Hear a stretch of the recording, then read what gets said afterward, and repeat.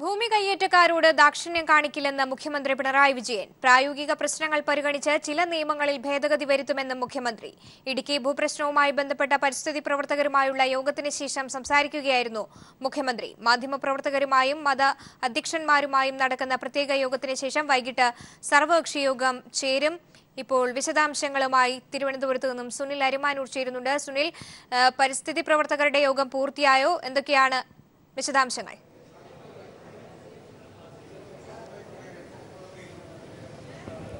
സ്വാമി, പരിസ്ഥിതി പ്രവർത്തകരുടെ യോഗം അല്പം മുമ്പാണ് പൂർത്തിയായത്. ഈ യോഗം ആരംഭിക്കുന്നതിന് മുമ്പ് തന്നെ മുഖ്യമന്ത്രി പറഞ്ഞത് മൂന്നാറിലെ ഭൂമി വിഷയവുമായി ബന്ധപ്പെട്ട കാര്യങ്ങൾ ചർച്ച ചെയ്യുന്നതിന് വേണ്ടിയിട്ടാണ് നിങ്ങളെ വിളിച്ചിട്ടുള്ളത്. പ്രത്യേകിച്ച് പാരിസ്ഥിതിക പ്രശ്നങ്ങൾ ഏറെ ഉയർന്നിട്ടുള്ള ഒരു സാഹചര്യത്തിൽ കൂടെയാണ് നിങ്ങളുടെ അഭിപ്രായം കൂടെ തേടിയ ശേഷം ഇക്കാര്യത്തിൽ സർക്കാരിൻ്റെ നിലപാട് കൂടെ അറിയിക്കുക എന്നതാണ് ലക്ഷ്യമെന്നും അദ്ദേഹം പറഞ്ഞു. ഇതിനടിസ്ഥാനപ്പെടുത്തിയാണ് അദ്ദേഹം ആദ്യമേ ഒരു കാര്യം മുഖ്യമന്ത്രി പറഞ്ഞത്. മൂന്നാറിലെ കയ്യേറ്റം ഒഴിപ്പിക്കുന്ന കാര്യത്തിൽ കയ്യേറ്റത്തിനെതിരെ വിട്ടുവീഴ്ചയില്ലാത്ത നടപടി തന്നെ സർക്കാർ സ്വീകരിക്കും. യാതൊരു ദാക്ഷിണ്യവും കയ്യേറ്റക്കാരോട് കാണിക്കുകയില്ല എന്നാണ് മുഖ്യമന്ത്രി ആമുഖത്തിൽ തന്നെ പറഞ്ഞത്. അതോടൊപ്പം അദ്ദേഹം പറഞ്ഞത് ചില കുടിയേറ്റ രീതിയിലുള്ള പ്രശ്നങ്ങൾ അവിടെയുണ്ട്. അതായത് 10 സെന്റിന് താഴെയൊക്കെ കുടിയേറി അവർ വർഷങ്ങളായി പട്ടയം കിട്ടാതെ താമസിക്കുന്ന വിഷയങ്ങളുണ്ട്, പാവപ്പെട്ടവരുടെ വിഷയങ്ങളുണ്ട്. ഇത് കാണണം. മറ്റൊരു പ്രധാനപ്പെട്ട കാര്യം നിർമ്മാണ പ്രവർത്തനങ്ങളുടെ കാര്യത്തിൽ തന്നെയാണ്. അതിൽ നിങ്ങളുടെ അഭിപ്രായം ആരായുകയാണെന്നും മുഖ്യമന്ത്രി പറഞ്ഞു. നിർമ്മാണ പ്രവർത്തനങ്ങളുടെ കാര്യത്തിൽ 2016 നിയമമനുസരിച്ചുള്ള നടപടികൾ അവിടെ നടക്കുന്നുണ്ട്. പുതിയ നിർമ്മാണ പ്രവർത്തനങ്ങൾ അതനുസരിച്ച് തടയാൻ സാധിക്കും. മറ്റ് നിർമ്മാണ പ്രവർത്തനങ്ങൾ ഏത് രീതിയിൽ കൈകാര്യം ചെയ്യണം എന്നുള്ള സംബന്ധിച്ച കാര്യങ്ങളിൽ ചില കാര്യങ്ങൾ പരിശോധിച്ച് ചില നിയമപ്രശ്നങ്ങൾ പരിശോധിച്ച ശേഷം ഇക്കാര്യത്തിൽ ചില ഫലപ്രദമായിട്ടുള്ള മാറ്റം വരുത്തേണ്ടതുണ്ടെങ്കിൽ അത് വരുത്തും എന്നും പറഞ്ഞു. മറ്റൊരു കാര്യം മുഖ്യമന്ത്രി പ്രധാനമായും സൂചിപ്പിച്ചത് മൂന്നാർ ഭൂമി വിഷയത്തിൽ സമഗ്രമായിട്ടുള്ള ഒരു നിയമനിർമ്മാണം നടത്തേണ്ടതുണ്ട്. അതുതന്നെയാണ് സർക്കാരിൻ്റെ ഒരു നിലപാടെന്നും അദ്ദേഹം വ്യക്തമാക്കുകയുണ്ടായി.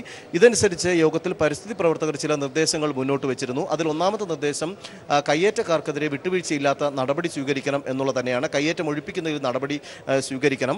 നിർമ്മാണ പ്രവർത്തനങ്ങൾ പൊളിച്ചു നീക്കണം എന്നുള്ളൊരു ശക്തമായിട്ടുള്ള വാദഗതി തങ്ങൾക്കില്ല.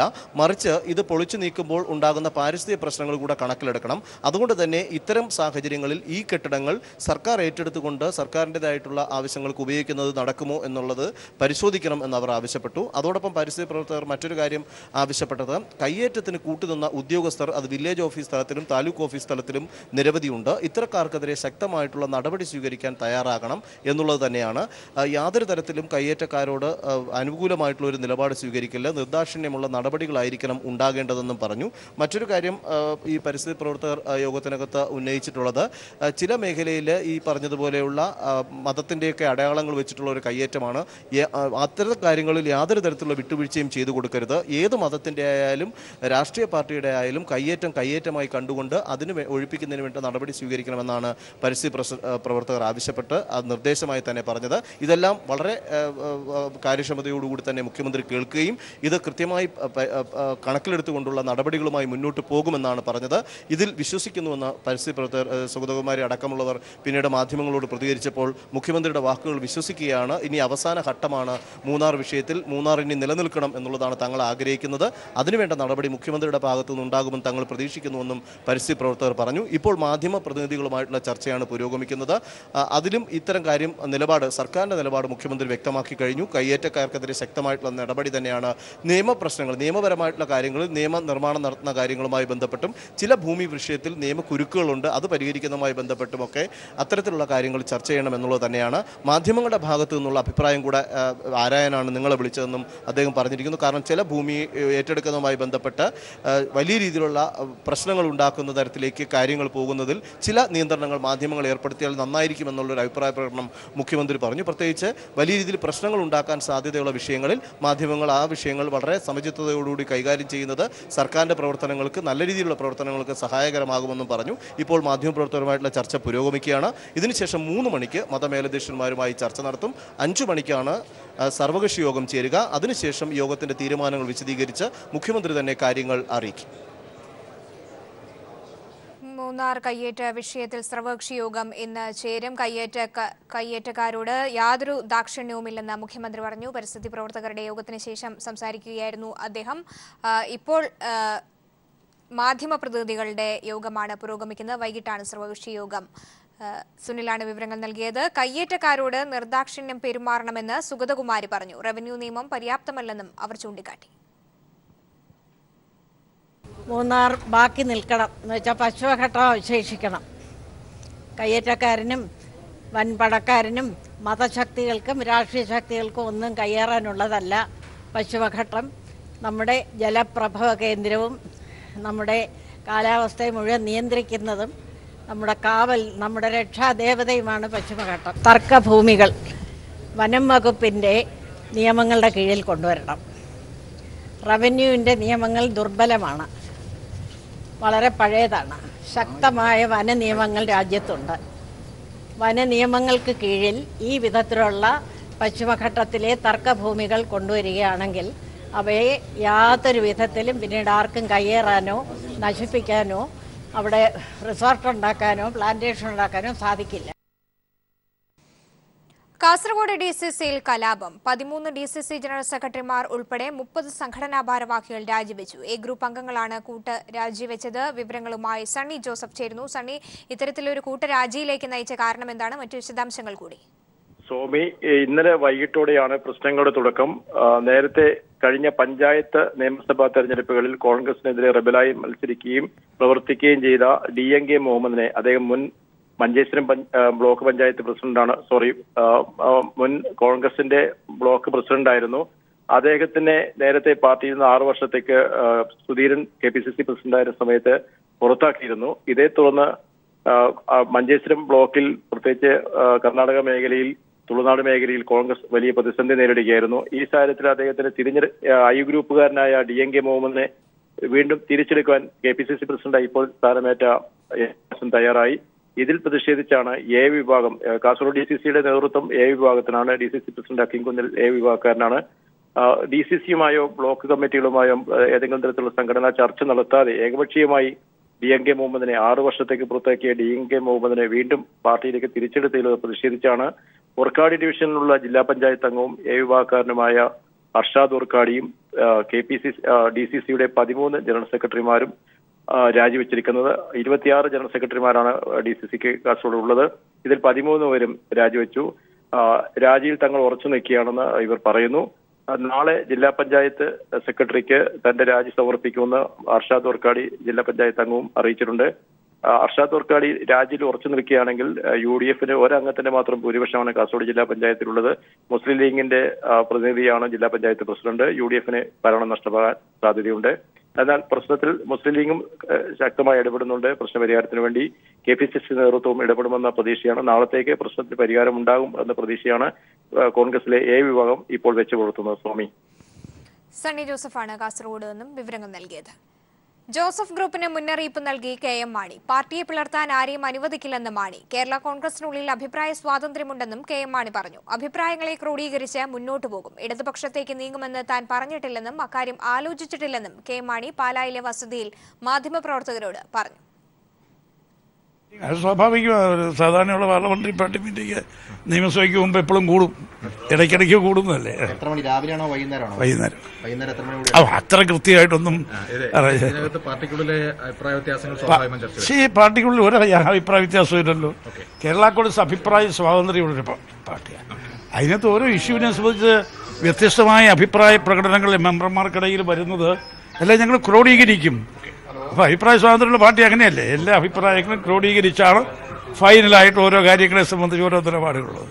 എവിടെയെങ്കിലും ഒരു ഒറ്റപ്പെട്ട ഒരു സംഭവം ഉണ്ടായി അതിനെ അത് വെച്ച് നമുക്ക് ജനറലൈസ് ചെയ്യാനായിട്ട് ഒക്കെയില്ല. പാർട്ടിയെ ഭിന്നിപ്പിക്കാൻ ഒരു ശ്രമം കോൺഗ്രസിന്റെ അത് നടക്കുകയല്ല. പാർട്ടിയിൽ ഒരു ഭിന്നിപ്പ് ഉണ്ടാക്കാൻ ആരെ കൊണ്ടും പറ്റും. കോടിയേരിയും പിണറായി പറഞ്ഞത് പ്രാദേശിക സഖ്യം മാത്രമാണ് എന്നാണ് മുഖ്യമന്ത്രിയും പറയുന്നത്, CPM സംസ്ഥാന സെക്രട്ടറിയും പറയുന്നത്. അതെ, അവർ പറയുന്നത് ഞാൻ ഇടതുപക്ഷത്തേക്കുള്ള നീക്കമാണെന്നോ അതിന്റെ ചുവടുവയ്പ്പാണെന്നോ ഒന്നും ഞാൻ പറഞ്ഞിട്ടില്ലല്ലോ.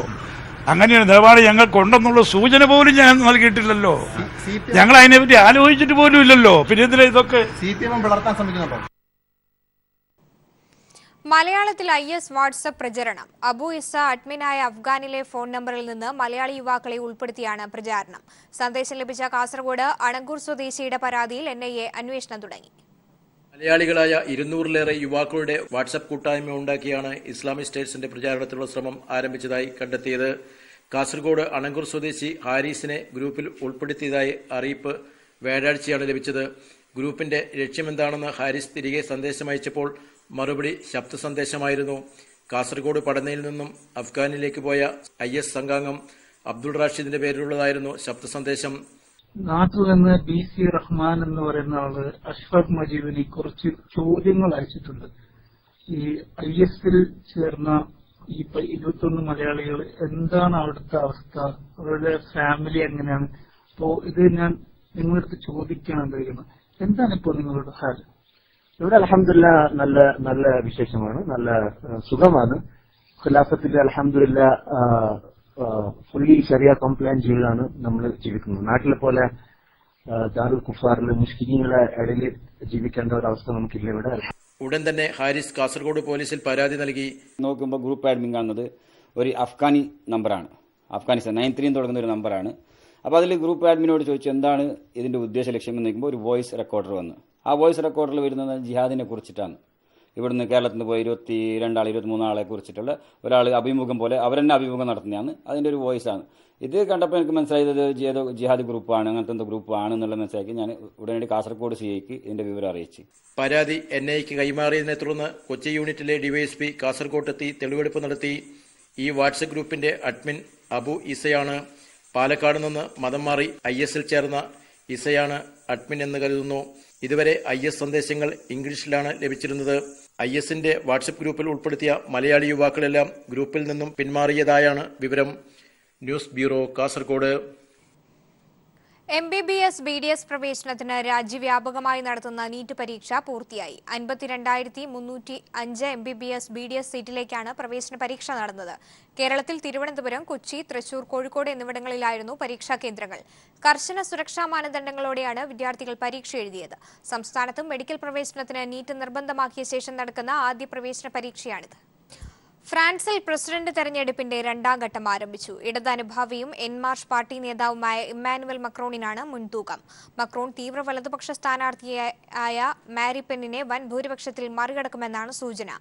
തെരഞ്ഞെടുപ്പ് ഫലം ഇന്ന് തന്നെ അറിയാമെങ്കിലും ഔദ്യോഗിക ഫലപ്രഖ്യാപനം വ്യാഴാഴ്ചയുണ്ടാകും. മെയ് 14-ന് പുതിയ പ്രസിഡന്റ് അധികാരമേൽക്കും. അതേസമയം പ്രചാരണം അവസാനിക്കുന്നതിന് തൊട്ടുമുൻപ് മക്രോണിന്റെ തെരഞ്ഞെടുപ്പ് രേഖകൾ ചോർത്തിയത് വൻ വിവാദങ്ങൾക്ക് ഇടവച്ചിട്ടുണ്ട്.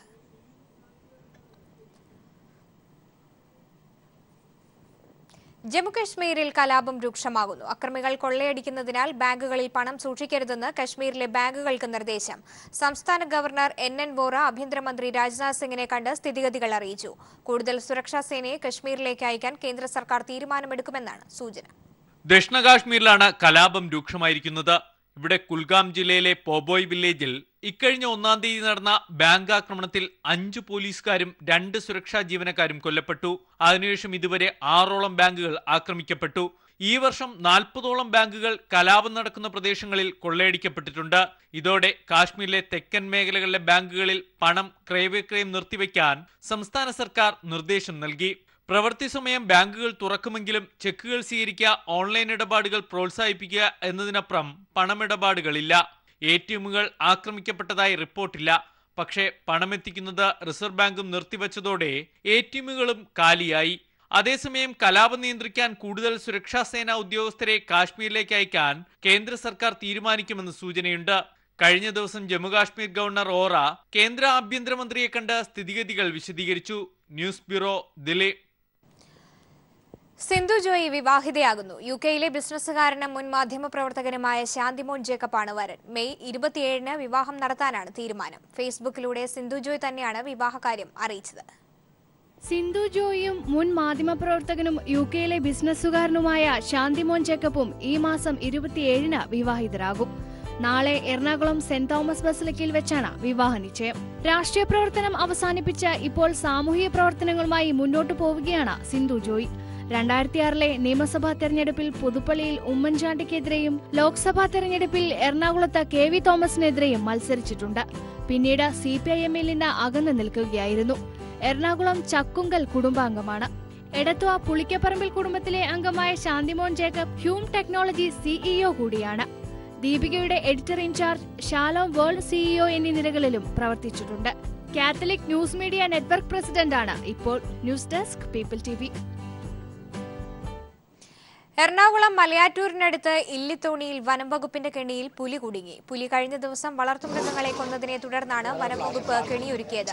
ശനിയാഴ്ച അർദ്ധരാത്രിയോടെ പുലി കെണിയിൽ കുടുങ്ങുകയായിരുന്നു. ഏകദേശം 3 വയസ്സ് പ്രായമുള്ള പുലിയാണ് കുടുങ്ങിയത്. പുലിയെ കോടനാട്ടെ വനംവകുപ്പിന്റെ കേന്ദ്രത്തിലേക്ക് മാറ്റി. പുലിയുടെ ആരോഗ്യസ്ഥിതിയും മറ്റും വിലയിരുത്തിയ ശേഷം കാട്ടിലേക്ക് തുറന്നുവിടും. അതേസമയം കൊല്ലം ആര്യങ്കാവിൽ മുള്ളുവേലിയിൽ കുടുങ്ങിയ പുലിക്ക് ദാരുണാന്ത്യം. ജനങ്ങൾ അറിയിച്ചതനുസരിച്ച് വനംവകുപ്പ് എത്തും മുൻപ് പുലിക്ക് ജീവൻ നഷ്ടപ്പെടുകയായിരുന്നു. വനംവകുപ്പ് മേൽ നടപടികൾ സ്വീകരിച്ചു. കോഴിക്കോട് പയ്യോളിയിൽ അൽസ വെളിച്ചെണ്ണ കമ്പനിയുടെ ഗോഡൌണിൽ തീപിടുത്തം. പുലർച്ചെ 5 മണിയോടെയാണ് തീപിടുത്തമുണ്ടായത്. 50 ലക്ഷം രൂപയുടെ നാശനഷ്ടം കണക്കാക്കുന്നു. ആളപായമില്ല. 7 ഫയർ യൂണിറ്റുകൾ എത്തിയാണ് തീ നിയന്ത്രണ വിധേയമാക്കിയത്.